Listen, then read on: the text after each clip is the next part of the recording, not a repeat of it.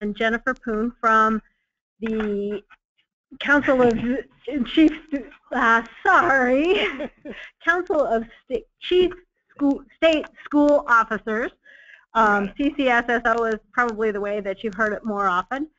They are going to be talking about mastery-based education as far as a national perspective, and you'll have some opportunities for questions in terms of typing them in the text box. Because of the number of people that are participating, we have put you on mute, so you won't be able to ask them out loud. If you have questions or if you have problems, please feel free to include that. Send us a chat note or a question for us. I'm going to turn the time over to Stephen to start out. So go ahead, Stephen. Great, thank you.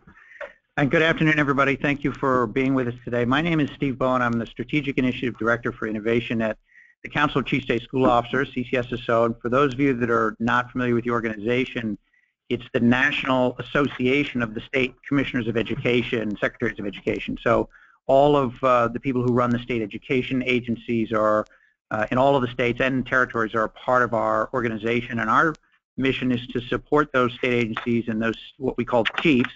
They're called secretaries, they're called commissioners, they're called all kinds of things across the states, and our job is to support them in their work. And we have teams that work on different pieces. We have an accountability team, we have a teacher workforce team, and the team that Jenny and I work on is the innovation team, and that's looking at new models and new approaches to schooling, which includes mastery-based. And one of the things we'll talk about in a little bit is the Innovation Lab Network, which is a project of ours that supports that work.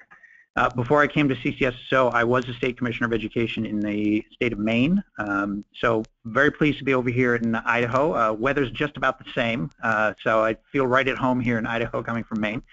And before that, I worked in the governor's office as a policy expert, and I had been at a state think tank, and before that I served 2 terms in the state legislature working on some of these issues. And if you go back far enough, I was a middle and high school teacher for 10 years. So that's my background, and what we wanted to do today was share with you the presentation that we did with the House Education Committee this morning, and we're going to be doing with the Senate Education Committee later on today. I know when I was Commissioner of Education, the superintendents were always very interested to know what I was saying to the legislature and making sure that they were being pulled into those discussions so that they understood if the legislature started down a road of some kind or another, that they got some sense of where that was going. And the presentation that we did for them today was really trying to give a sense of our experience as a national organization with what states are doing around what is variously called mastery education, competency-based education, proficiency-based education, and we'll talk about some of those as we go along here. I thought what I would do is start a little bit with just my experience in Maine and the work we did there. Just want to check and make sure. We got one report of Mike cutting out. If anybody else is having an issue, can you please type the question and let us know if you're having issues hearing? Okay. We just got one report. Okay, great. Sorry about that. This technology's there's always something with the technology.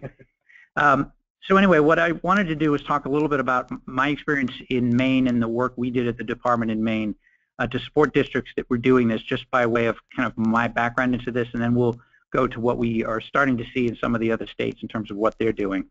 So as I said, I had been a middle and high school teacher. I was not, I think it's fair to say, not a competency-based, proficiency-based educator. I, like a lot of teachers, I think I taught the way I was taught, which was front of the room, and today's Tuesday, and this is the content we're going to cover, and if you don't catch up, see me after school. And it was, it was that model that we're all very, very familiar with.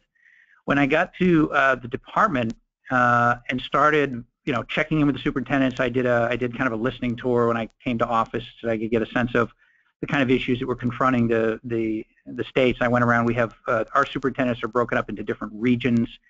There's 7 superintendent regions across the state where those superintendents meet regionally once a month to share resources with each other and compare notes on things. And I visited each of those superintendent region meetings to get some feedback from them about what they were working on. And that's when I started to learn about the number of schools in Maine that were working on this kind of what we called proficiency-based model.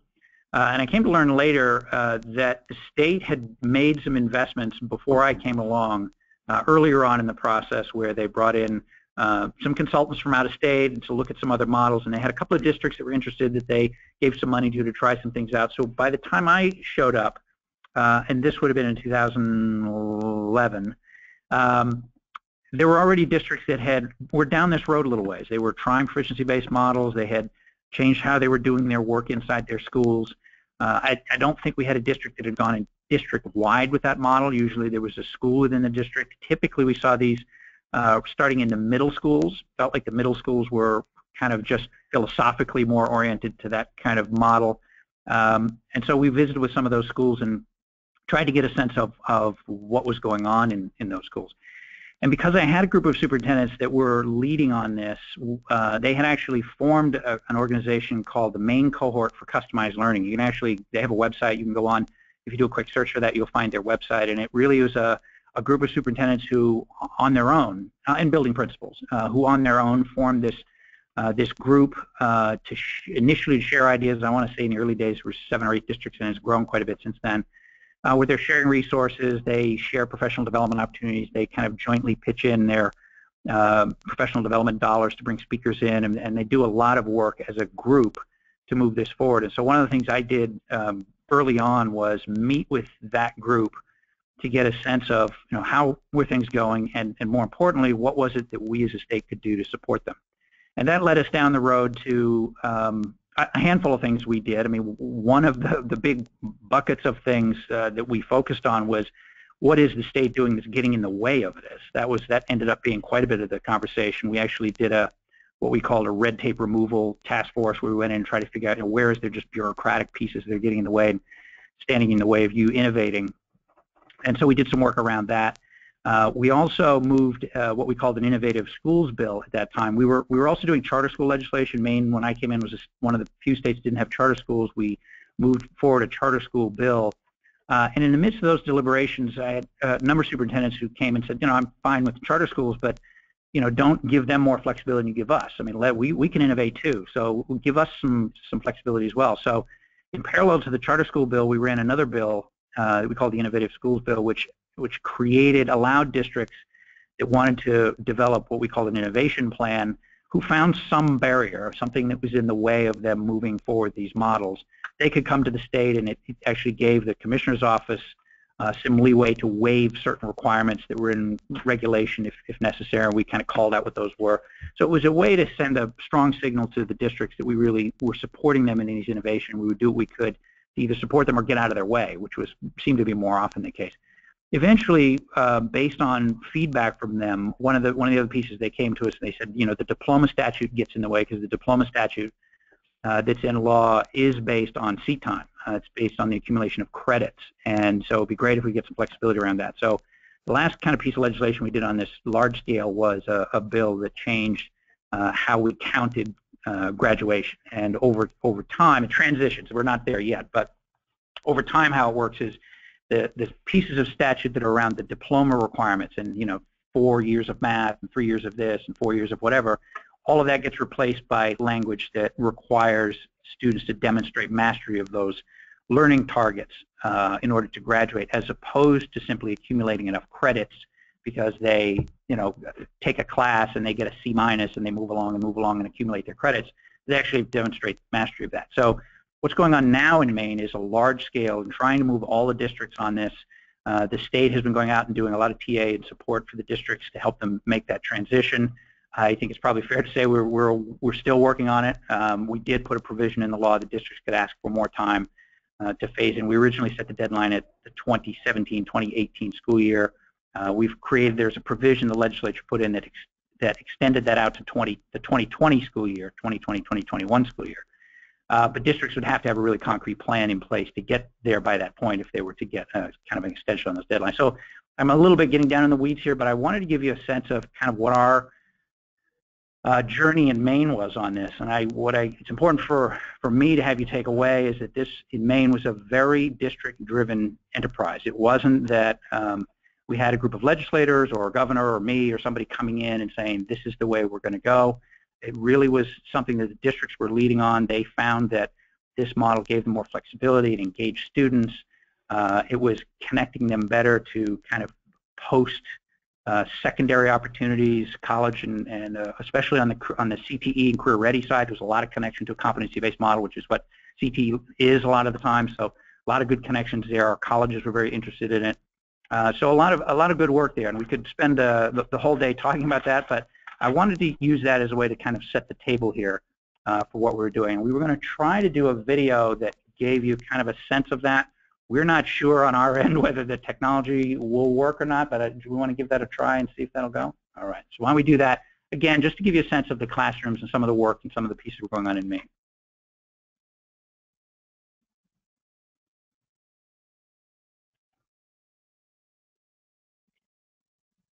Do you want to try the file version?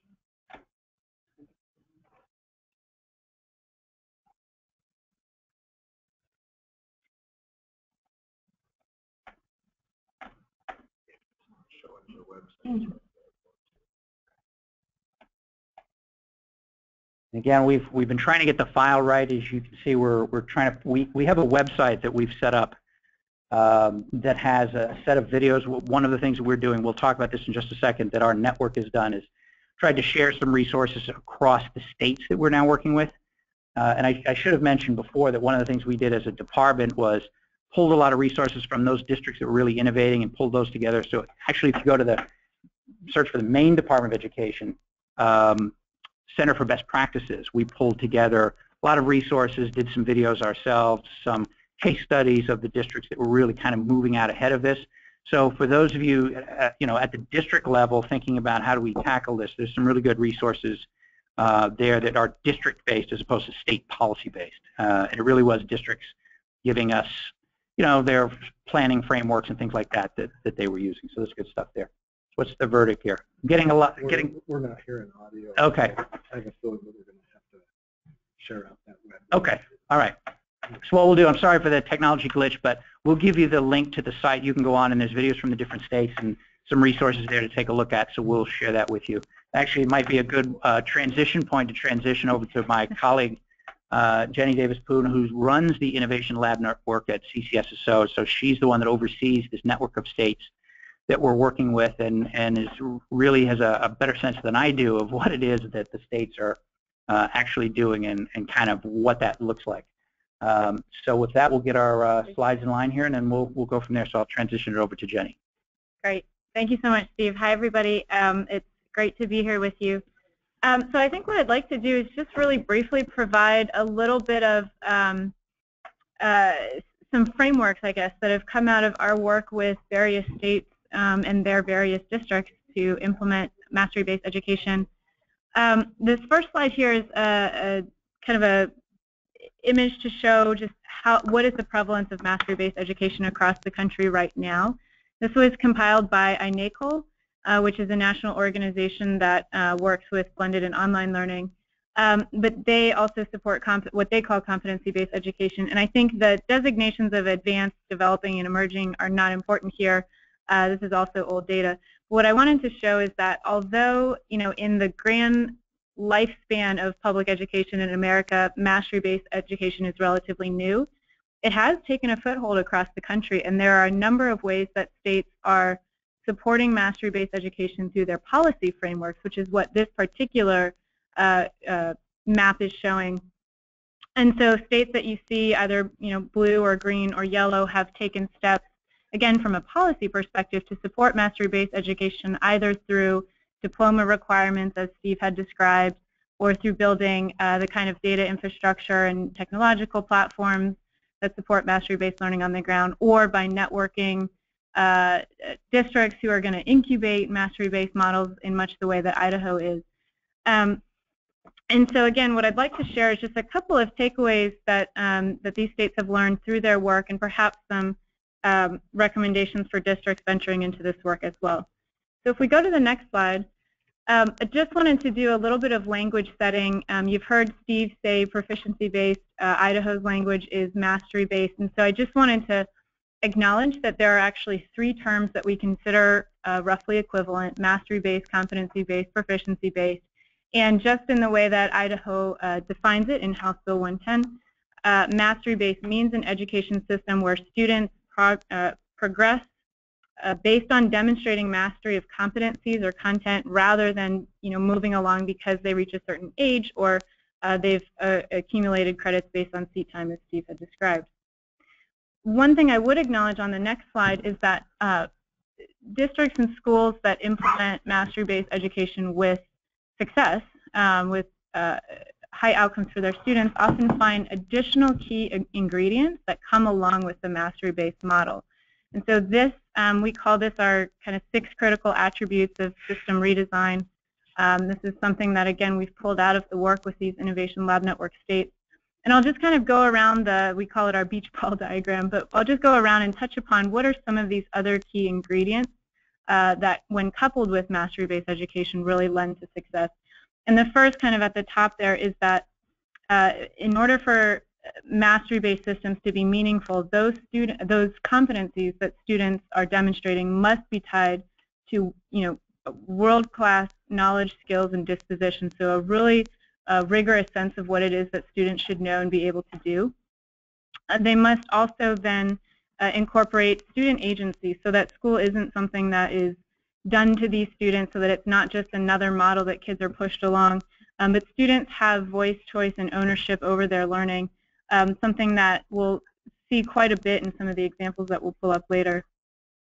Anytime, anywhere learning is another important component of these systems, meaning that students should be able to demonstrate competency not just in the school building, but that there are important opportunities through internships, through other kinds of extended learning opportunities that students might be able to demonstrate competency, and also that through online or other blended kind of technologically enabled models, learning should not be constrained to the school building and the school schedule, but could actually happen and be credentialed anytime, anywhere. And obviously there are certain considerations to be placed around that. The next is personalized learning, meaning that it's, you could have a mastery-based system where students are demonstrating competency, but they're all demonstrating competency of the same competency on the same day, and that would be missing the point. So personalized learning means that students have their own kind of custom pathways through the material. They may be working on different things at different times relative to their peers, and that's based on their needs, that's based on their interests, so the learning is personalized to meet students where their needs and interests are. The next is performance-based learning, so that students demonstrate their understanding not just through kind of multiple choice bubble tests, but that they actually have an opportunity to, through performances, through extended tasks, through projects, portfolios, exhibitions, they can demonstrate mastery of kind of some of the deeper learning skills and abilities like creativity, communication, that they wouldn't be able to do through a sit-down test. And then the last, and perhaps most important, is that these systems include comprehensive systems of support, meaning in a mastery-based system, if we're requiring all students to demonstrate mastery of these essential competencies, if students are struggling, there must be systems that kind of wrap around that student to help them get that extra intervention. And so, coupled with response to intervention systems is incredibly important for these kinds of systems. So what does that mean for districts? How do districts actually operationalize the system, and how does the state operationalize the system? If we go to the next slide, I just want to share with you some recommendations from a great resource called Making Mastery Work that was commissioned by the Nellie Mae Education Foundation. And so here are just a couple questions for districts to consider as they move towards mastery-based education. So first and foremost, this has to start with a conversation, and ideally a community-based conversation, about what are the learning targets or competencies that are most important. What are the knowledge, what are the skills and dispositions that the community and the school want their students to master? And then that needs to be mapped back to and aligned closely with the state standards or other essential kinds of standards frameworks. Then the question is how often will students' progress towards those targets be assessed? What kinds of interim benchmarks and formative assessments will be needed? Much of the assessment that takes place in competency-based systems is actually formative assessment. And so there's a role to be considered between the formative assessment and other summative assessments that might be used. The third question is related. That's how will students demonstrate mastery? So again, is it through You could have it demonstrated through a simple exit ticket or multiple choice quiz, but you could also, on the other end of the spectrum, have exhibitions, projects, other kinds of performance tasks. And will students have an option within that spectrum to choose how they want to demonstrate mastery of any given competency?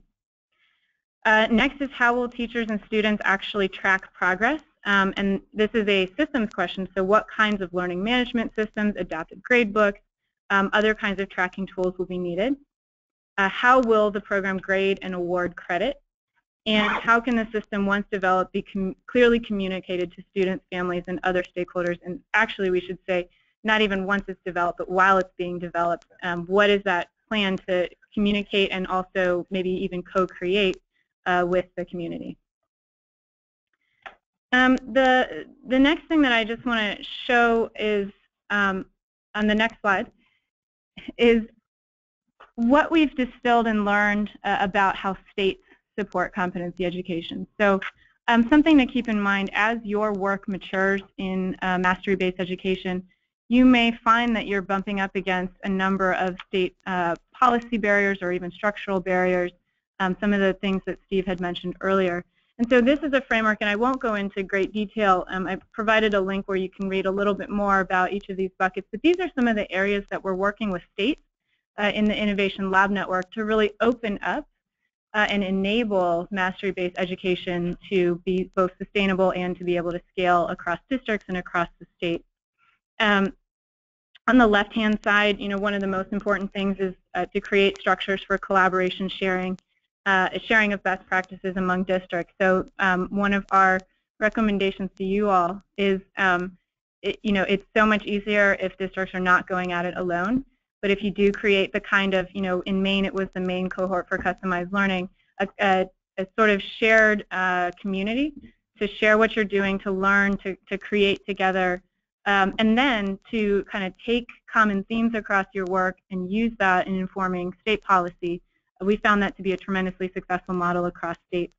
Other areas of state policy, just to gloss across this quickly, that you may bump up against and maybe a conversation with the Department of Education down the road, is how do these competencies factor into state definitions of college and career readiness?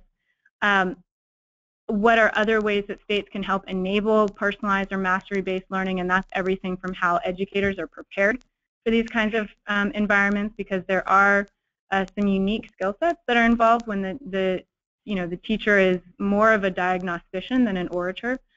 So how are teachers being prepared for that, as well as data information systems, diploma requirements, etc.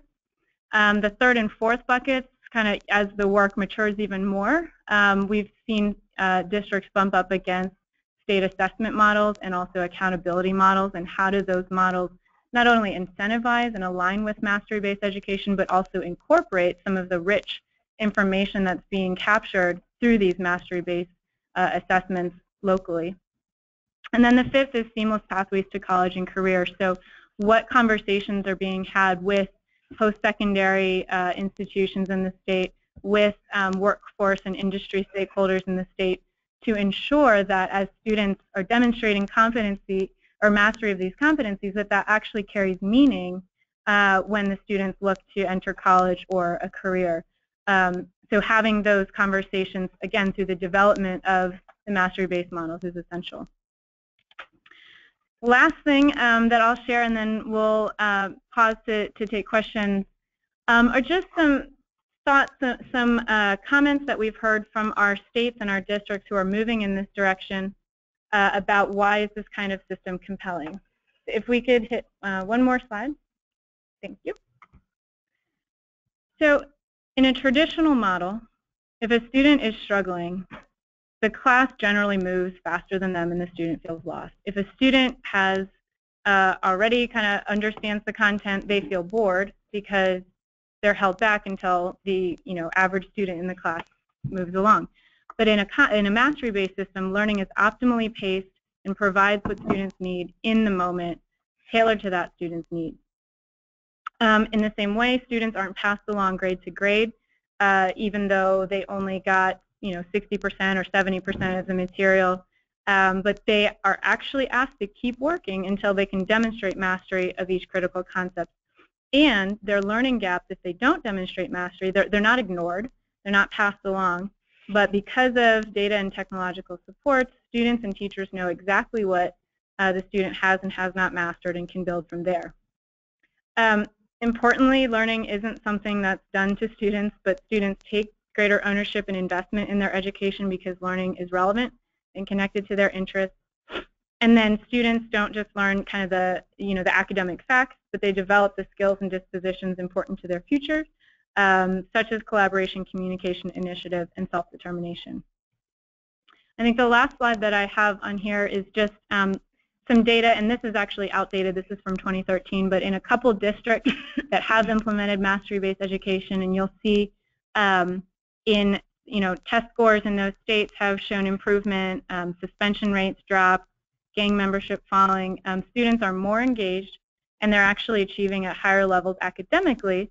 What you don't see in these numbers, but what we feel is an equally important part of the outcomes of mastery-based system is also those skills and dispositions that are not necessarily measured through state assessments currently, but we also see tremendous growth of students along those dimensions as well.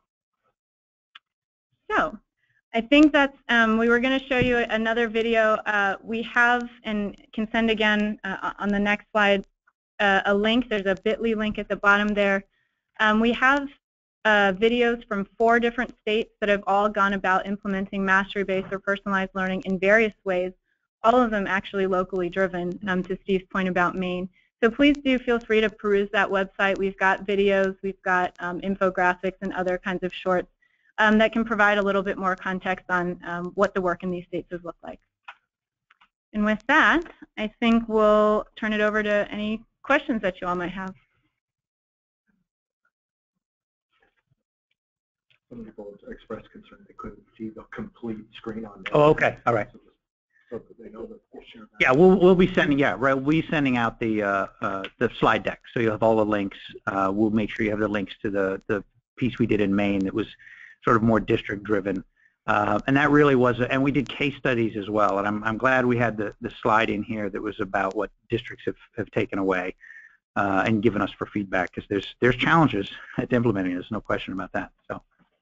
So if you have any questions, if you would type those in the question box, we're waiting for some. Steve, do you want to share some of the questions you had this morning from the House Education Committee? Yeah, one of the things that, well, it didn't come up with them, but it's something Jenny said back on the slide about questions districts need to ask themselves. I think I need to reinforce how critical the communications piece is.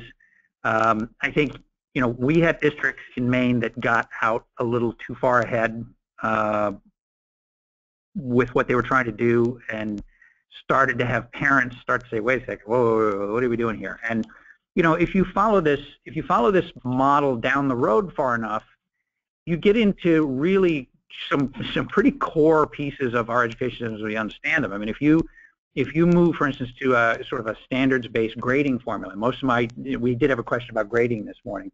Most of the districts in my state have done this, have left behind A, B, C, D, F grading systems, letter grades, and moved to a standards-based system that's a 1 to 4 rating, where you don't average the grades together to get a kind of average score. And the reason is because you really want to get a sense of do these kids actually have these skills or don't they? And I think we talked in Maine a lot about the C- problem, which is if you have a kid who gets a C- in algebra, well, what does that mean? Does that mean the kid knows every concept in algebra at a C- level?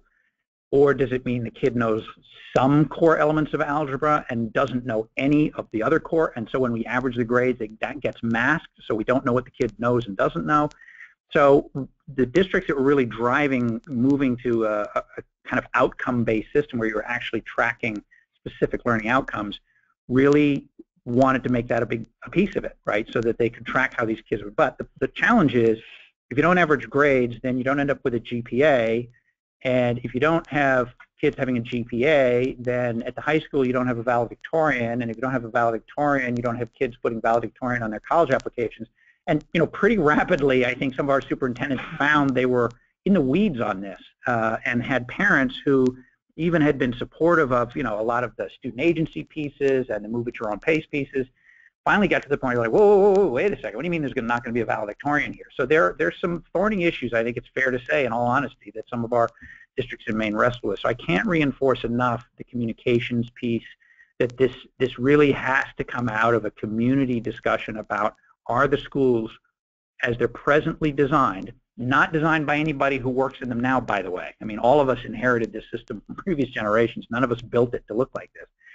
Is this system getting the outcomes for our kids that they need in this century with the economic challenges and so forth that they are facing and the job skills that they're going to need? So having that discussion is key. It can be a long discussion. You're going to be confronting a lot of questions about, hey, we didn't do it, this worked fine in my day, I don't understand. I'm reminded of when I was in middle school, when I was in 7th grade, we got our first computer in the building. This was back in 1980-something, 81 might have been.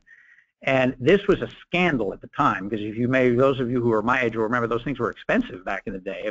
And I mean, this was thousands of dollars we're putting into this piece of technology that, of course, it wasn't software. These were DOS. I mean, this was like a TRS-80. Those of you who are my age will remember this. I mean, these were very primitive devices, obviously, by modern standards. And it was a scandal in my tiny town of 1,200 people on the coast of Maine that we would spend that kind of money.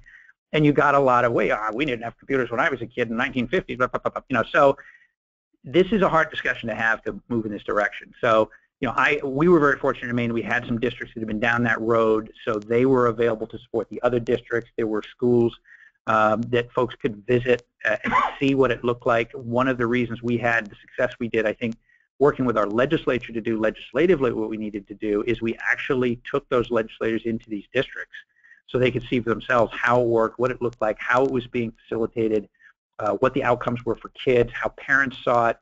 We did a lot of work communicating that. So I guess I would reinforce that as a pretty key element, that if you don't do it right, and I've got superintendents that can have the bruises to show that you can back up on these things, and parents can push back if they don't. I mean, these are their kids, and I remember a dad specifically pulling me aside and saying, look, my son wants to go to West Point, and I think this thing is untested, and you're putting my kid's future at risk if he can't get into West Point because you're doing this cockamamie new grading system. Then, I mean, he was livid, and so there are challenges here for sure. And what I'm excited is coming out here and seeing what the department's doing and the work that's been done around the task forces and so forth. And now they've got the innovative school bill is coming together. There's a lot of really good work out here that's focused on that, and we're obviously here to help support that as much as we can by sharing what the other states have done. We have a few questions here. Sure. So the first one, is there a model that allows for 2 district paths, a more rigorous one that leads to mastery and one less so that leads to proficiency? So Jenny, Steve, is that anything that you've seen in any of the states, or is it just? I mean, there are states that have different diplomas with different kinds of designations. I mean, we didn't in Maine, a diploma is a diploma, but I know there are, and in Maine, and it may be the case here as well, that the deciding entity is the school district at the end of the day. It's the district that awards the diploma. There are even districts that will have, an advanced diploma or a college-ready diploma, and I know that there are states that have wrestled with that. I don't think Maine has quite hashed out the diploma language that we did. So I think there are states that have done that, that will have an advanced diploma, whether it's at a state policy level or at a district level. It probably varies. I don't know, Jenny, if you've got anything on the kind of how the diplomas are done, whether there's an advanced and basic. I know I've seen college-ready diplomas with the idea being that this is a college-ready curriculum, that this diploma signifies you've completed. There have been states that have toyed around with that idea or even put forward bill language. To my knowledge, I don't know, I can't name any that have actually gone through and now they have a tiered diploma. Right. I will say I think that, in terms of mastery versus proficiency, even apart from the diploma conversation, even just from a grading and reporting conversation, in many of the districts that are going towards mastery-based or proficiency-based education, have done away with A through F grading and now do a 1 to 4 grading scale where 3 means proficient, and that's actually equivalent to meaning mastery, so mastery and proficient being the same here. But then you can go beyond that to a 4, which is kind of advanced levels of demonstration, deeper, demonstration of that particular competency. And so students have the option to keep working towards a 4. So that is a way of distinguishing like kind of baseline proficient and then even beyond that. And then the 1 and the 2 mean they're still developing, and students who receive a 1 or 2, again, on the whatever competency we're talking about, are asked to revise and continue demonstrating until they get at least a 3. Okay, so next question, and this is actually a 2-part. There was a follow-up that came with it. Are we actually moving students between grades? For example, could we have a 2nd grade student working in and among 5th grade students? Yep. Yeah, I mean, I've been in schools where they have the age-based grade levels in place mostly for logistics, but functionally inside the building, they don't have the same sorting properties that I think they did when all of us were in school. So, you know, I've been in schools where they'll say, well, you know, up on this floor it's mostly 6s and 7s. We've got some 8s here, but the 8s are down here, and there's some 7s in with 8. But it's very flexible. I think people sometimes we get people concerned that, well, you're going to have, you know, you're all of a sudden going to have a 3rd grader in with a bunch of 6th graders, and I think that's still reinforcing the idea that the kids are moving in a pod of kids, with the idea being that maybe you are going to have a 3rd grader who's doing 6th grade math, but it's pretty unlikely, unless this kid is a truly gifted kid, that they're also doing 6th grade language arts and 6th grade science, 6th grade history, and so forth. So the challenge I think the superintendents talked to us about is you know, the eternal schedule glitch challenge, which is how do you create space in the day for a kid who's a really high-level kid in one area to be able to get that extra help. I think where we've seen this, you know, in terms of multiple grade levels, I mean, I've certainly been in buildings where there's been like 5th, 6th, and 7th, or 7th, 8th, and 9th, where there's a lot of flexibility across it, much more like a high school, right? So, you know, I mean, I've got 2 girls in high school, and we really don't think much of freshmen being in with seniors and vice versa and so forth. And I don't know that you'd see that all the way down the spectrum, but in places where we've seen it implemented, you have that flexibility where you'd have, you know, all of the 5th grade math teachers would be moving their kids back and forth all the time, and kids, you know, because kids are going to learn some aspects quicker than others, and so it's this just-in-time piece that is the key. And how do you group based on where that kid was yesterday? What does that kid need today? I mean, it's a very learner-centered model. And I think one of the barriers we are running into is the data system stuff to support this. And most of you have probably deployed, you know, Infinite Campus or PowerSchool or one of these kind of big grade programs, gradebook programs, learning management systems. And the vendors, I will say, are catching up and trying to figure out how to adjust their system to do that, because that has been a barrier. If you're trying to use real-time data to inform what's the instructional intervention we're going to do with this kid today, you really need data systems that are robust to do that. But I think for all the fears of people, you know, that we're going to have a 3rd grader in with the 6th graders, I don't know that in practice we've seen that, other than in maybe, you know, a subject area or 2 where that kid is particularly strong. The second part of this question is, and I think you partially answered it, but I'm going to go ahead and read it and see if you've got anything to add. If we don't move students among grades, for example, 2nd grade in the 5th grade classroom, are we really expecting teachers to have strong working knowledge of the standards across multiple grade levels, not to mention having to develop and or provide materials and curriculum across multiple grade levels? So one thing that we have seen in schools that have gone quote-unquote gradeless or have group students based on content, typically they've also broken free of the mold of one teacher owns 30 kids. Yep. So you will have teachers that are teamed both in terms of multiple content areas, but also in terms of multiple quote-unquote grade levels or content levels. And so there will be flexibility for students to interact with these teachers. So if you do have a 3rd grade kid who's working on 5th grade math, there will be opportunity for that student to interact with perhaps a teacher that has that expertise in 5th grade math. And so it really is a breaking away of the mold. And I think one thing that our district going in this direction would say is, once you tip one domino, many others start to fall. So lots of questions like this will arise that have to do with schedule, et cetera. Yeah, and I will say the presentation that followed ours this morning with the House Education Committee was a local school district whose name escapes me. CUNA. CUNA, okay. And they had a small team. Here was a small team of middle school teachers. There were 4 of them who had a combined 7th and 8th grade, I think. Might have even been 6th as well, 7th and 8th, okay. So, and they did precisely that. They had kids grouped in there. More really at-risk kids, I have to say, was the goal, to try and reach these kids that they were struggling with and put them in that very flexible system. And they didn't have a bell schedule. I mean, one of the kids got up and said, I don't even hear the bells anymore. I don't go by a bell schedule. I know what I'm supposed to be working on. I have my own unique personalized learning outcomes that I'm working on. And some days I'll come in and I'll be in so-and-so's class all day because I'll be working on that. Other day, I'm kind of sick of that, so I'll go work on something else. And sometimes I'm in a small group, and sometimes I'm in with this class or that class.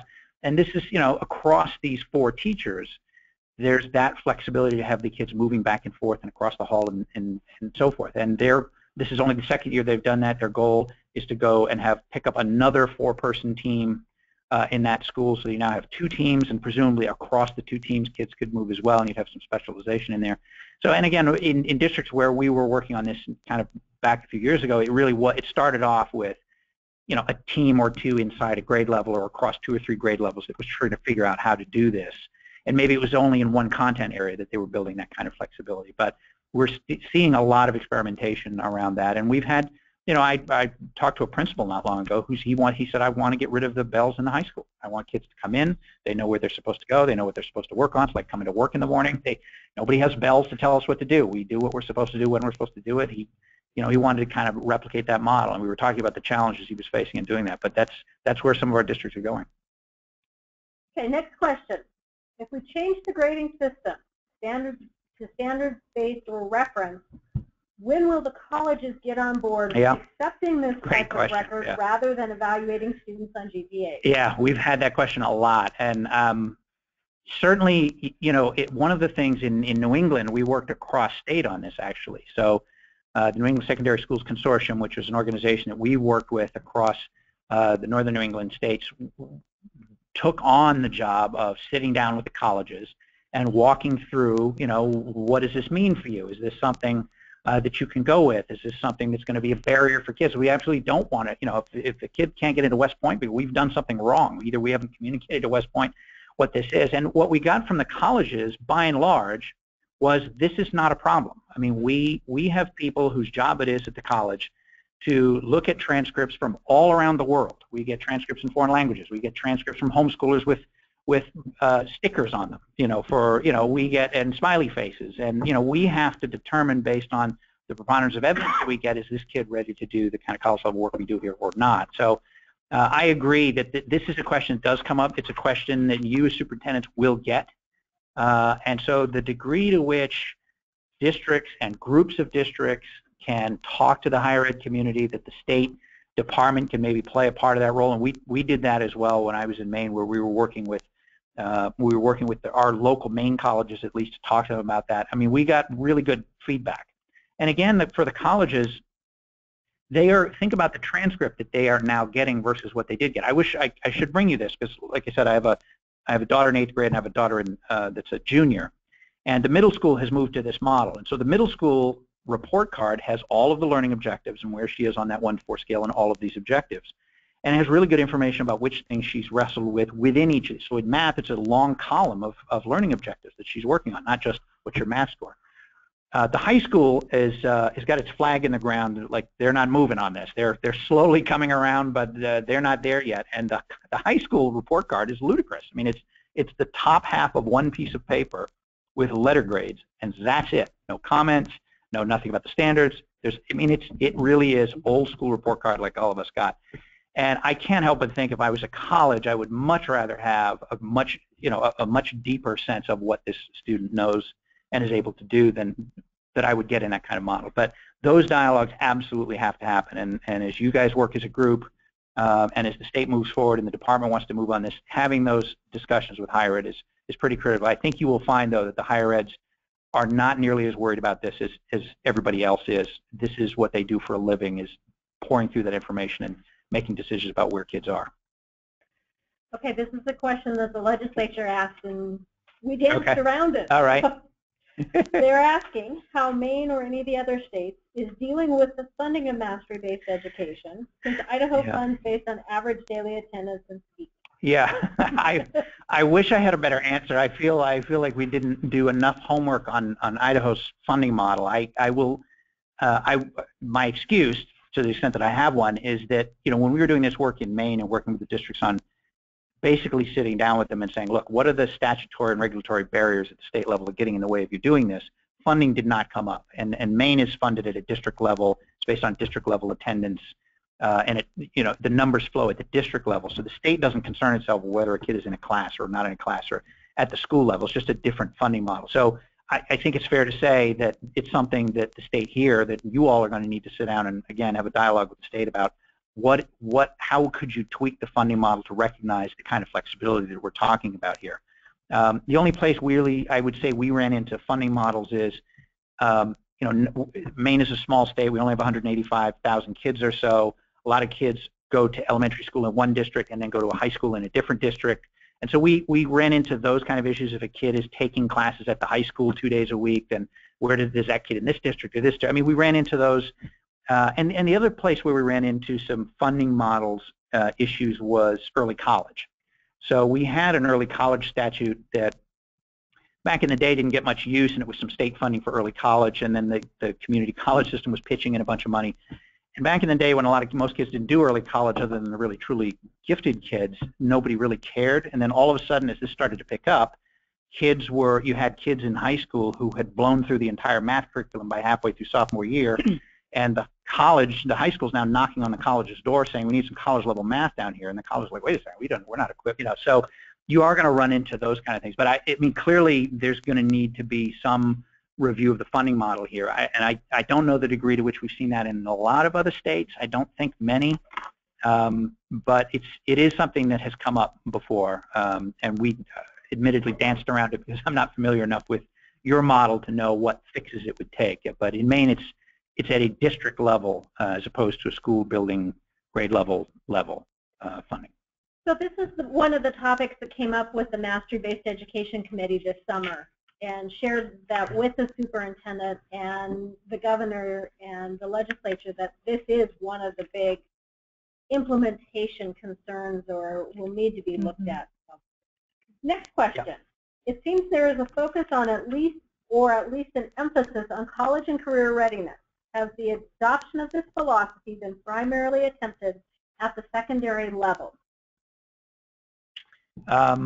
My experience is not. Yeah, my experience is the high schools have got their nails sunk in on the other model, and not all of them. I'm painting with a broad brush here, but at least in my state, middle schools is where this mostly landed. And having been a middle school teacher, I think that whole middle school, whole child thing that is kind of middle schoolish philosophy, I think lends itself to this model probably more readily than the other grade levels. No, I would say the middle and elementary grades are where we saw the most movement in my state. The high schools were getting there, but they were not moving at the same rate, I don't think, as lower grade levels. I don't know, Jenny, what was Yeah, I think we see that across the country, pretty much unanimously across the states that have moved in this direction, because of the unique issues that high schools face with regard to transcript and all of those questions about the articulation between high school and college or career. So I think it actually has happened, I agree, more readily in elementary and middle school. Yeah, I have a question. I've heard you mention formative assessment a couple different times and learning targets and different assessment kinds of models that would be necessary. Did the teachers and the districts that got involved in this learn about formative assessment once they started this? Did they have some experience with it in the beginning beforehand? And then to what extent do you, as you're following kids through, rely on learning progressions? Do you want to do the learning progression? Yeah, sure. So absolutely great questions and essential components of preparing teachers to thrive in these kinds of environments. Assessment literacy has been a critical component of professional development in these districts that have seen success with this model.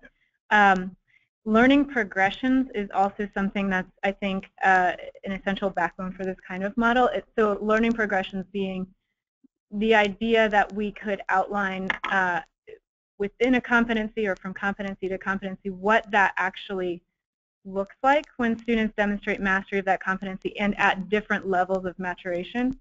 And so having that kind of progression, and I should say some states right now rely on standards progressions, but there is more empirical work being done to define actually based on the critical insights that occur in a child's mind as they're mastering this content. Even more detailed learning progressions. That kind of progression is important if you're going to say that kids can move at different paces along a trajectory. Well, what is that trajectory? It has to progress along some sort of learning progression that's going to guide that child from stage 1, stepping stone 1 to stepping stone 2 to stepping stone 3. So I think absolutely formative assessment and assessment literacy in teachers, and also having teachers work with learning progressions, again, whether they're standards-based progressions or something deeper, is essential. Yeah, there's a skill challenge there. I mean, that to respond to real-time data and be adjusting per kid. I mean, look, I'm old school. I taught, today's Tuesday and we're covering X today, and so you used kind of these dipsticks periodically to check on where kids were, but you kept on plowing through it. Maybe you gave extra help to the kids who need extra help, but you just kept on going. And being able to understand, being able to deploy those assessments and then understand what to do with them, and then adjusting instructional practice based on what those assessments, like in real time, within a day or two. I mean, that's not something that a lot of educators have a lot of experience with. And I think when we talked to teachers about it, it was like, wow, I really had to learn a lot about, okay, I had to be anticipating I'm going to have this number of kids are going to be here, these ones here, use the assessments, and I use the assessments to group, but I've already done the planning ahead of time to know what the stretch pieces are and what the backup, but it's a whole new way to do things. Yeah. How did states go about implementing that type of development, staff development per se, or professional development for the teachers on a statewide basis or on a district-wide basis? Because most often we don't see teachers, especially as they come out, having that depth of knowledge on learning progressions, informative and interim assessment. I mean, in my state, it was a combination of, I would admittedly say, limited PD from the state, because we had like basically one math person, one language arts person on staff. I mean, it was pretty light in terms of our own TA capacity inside the department. More often what we had happening was districts, that cohort for mass customized learning, those districts get together and pool their PD resources and bring in somebody to spend they would take their teacher work days and they would really do a focused intervention around that, or they would do some summer pieces or something like that. So it was more a case that the districts themselves, and with as much support as we could give them, but it was the districts themselves working together as a team and understanding as a group, here are the challenges that we've got where we need some PD for teachers, and then building out some programming to support that. And we would support that when we could. I wish I could say we had a concrete plan and teams that we could send out and the rest, but I mean, this was 2011, 12. We were still coming out of, actually, at the state level, because of tax receipts, we were feeling the brunt of the 2008 piece in 2011, 12, and we had nothing in terms of resources to give these districts. So I think they're a ways further along now than they were when I was there, but it was a real challenge. I would add some other states, for example, Wisconsin, have partnered with a regional agency, and I actually don't think Idaho has regional agencies, but perhaps universities in the area or something like that. So in Wisconsin, they're the region that has been pushing forward what they call personalized learning. Most of all, they have a licensure endorsement program where they actually work with teachers in that region to get an endorsement to the Wisconsin license, teacher's license, excuse me. That kind of encompasses all the unique skills and dispositions that their teachers need to have. We've actually done some work at the state level with the Innovation Lab Network states to begin thinking about what does it mean to tackle standards, to tackle educator preparation programs, licensure, accreditation programs, or accreditation processes, to include more of the unique knowledge, skills, and dispositions that teachers need for this. We did some work to actually define what those knowledge, skills, and dispositions are, and now we're working with states to figure out how to operationalize this framework. But that's a bit more of a long-term goal, largely because We have not yet seen mastery-based scale statewide, so the states haven't actually hit that problem yet. It's more, regional or by district. And one more thing that we should just acknowledge is in districts that have moved in this direction, they will experience some churn of their teacher workforce because teachers either identify themselves in this new model or they don't. And so that's just kind of been a reality of the implementation process for these. Most of them would now say that that was actually a good thing, but it is a reality, and there's a definite implication for teacher capacity. So one of the questions that we have relates to what we're talking about right now. It seems that there are a lot of details at the state level that need to be ironed out before implementation is possible. What is the timeline for districts to implement this model? So here's the plan in Idaho. I'm going to let you answer that. I'm not going to speak for the department. The plan right now is that the legislature has appropriated money for a mastery incubation network, and we're calling it the Mastery-Based Education Network. The applications will be available at the beginning of February. There are 27 districts right now that have submitted a letter of intent saying that they are interested, either, I should say, schools or districts.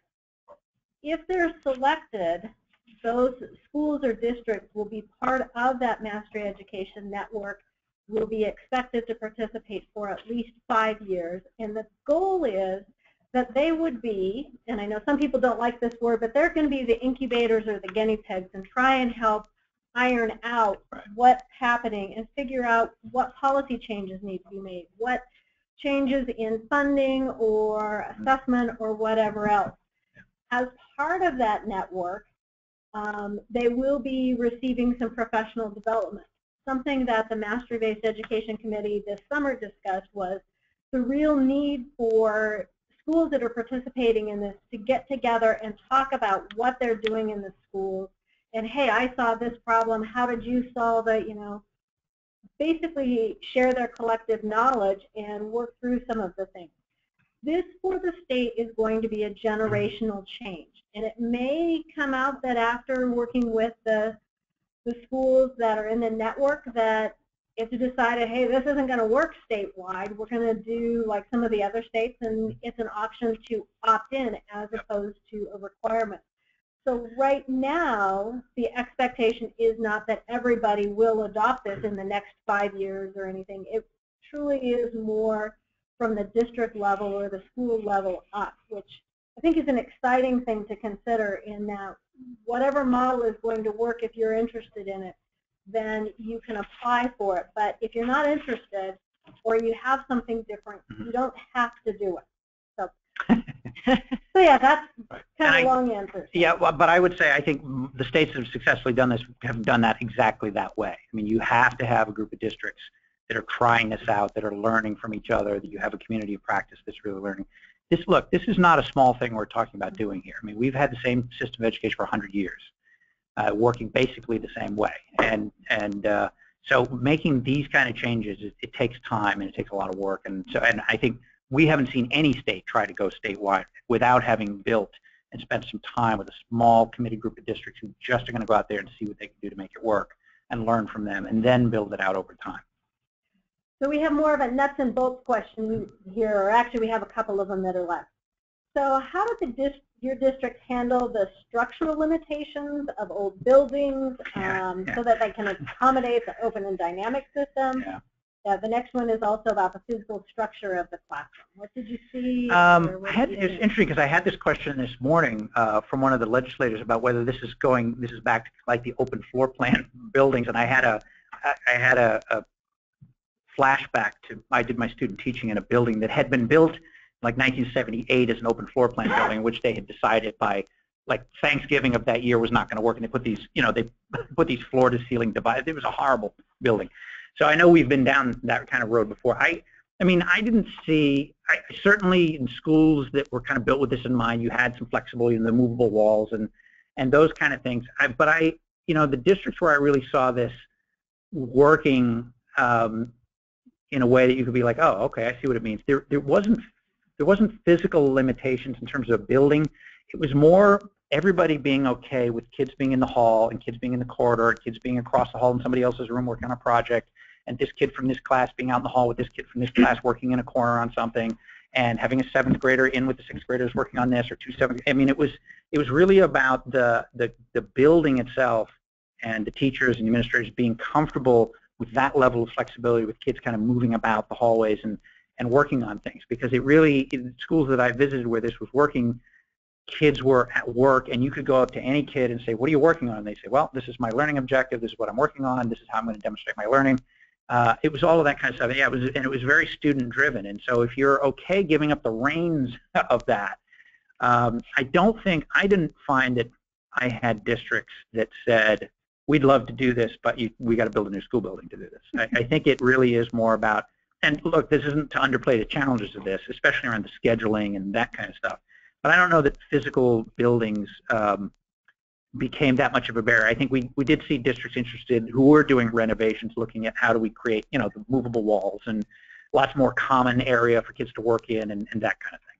Yeah, I would say you've got to work with what you've got, and we've seen a lot of schools actually repurpose cafeterias, repurpose libraries. So do take whatever open space you've got and think about how can they serve multiple purposes. We even had one school in Wisconsin who had their shop kids and their engineering kids build convertible tables for lunch, and then it flips up and you can use it as a workspace with computers. So yeah, have to be creative and work within the boundaries that you've got. Okay, next question, and we may have to seek a little clarification on this one. Did your district have to teach students how to be responsible with their agency, since there is more agency in the blended model? Yes, absolutely. Yeah. Yes. Yeah, you can't just sort of cut them loose. I mean, there is the building agency thing is a key thing, and having kids come to the realization that we're not doing this to you. This is, that this is about your learning, and it does take a while. And I think there's a great presentation with the legislators this morning, where they from this school district nearby here, whose name, where there was a question from one of the legislators to a student that was there. Now, how much of it? And she said, it took a couple months. I mean, they were coming out of a traditional model into this kind of blended cross-team model. And it took some time before they were comfortable saying, okay, when I get to school today, this is what I need to do. I know I'm not going to have, I'm not going to go 45 minutes here and then here and then here, and the teacher in each room telling me, open your book to page 92. I mean, it took some time. So there's no question that there's a cultural piece that needs to be built inside these buildings, as well as all the structural and curriculum pieces and so forth, and assessment and so forth. So that's the last of the questions that we have. One of the things that I wanted to put up was the Mastery-Based Education website that we have here at the department. It has some of the goals for it. This will be the place that you'll be able to find additional webinars. We'll post it here as well as wherever else the superintendent webinars have been posted in the past. We will have links to the videos there, and it will, did I already say it will be the place you find the application? I think I said that. But this would be a good place to go and look. There are a number of resources that are listed here, and one of the resources that Steve mentioned in terms of the consortium of the New England states, we have a link there. They have some great examples of district policies, of actual copies of transcripts, any number of resources that might be worth reviewing.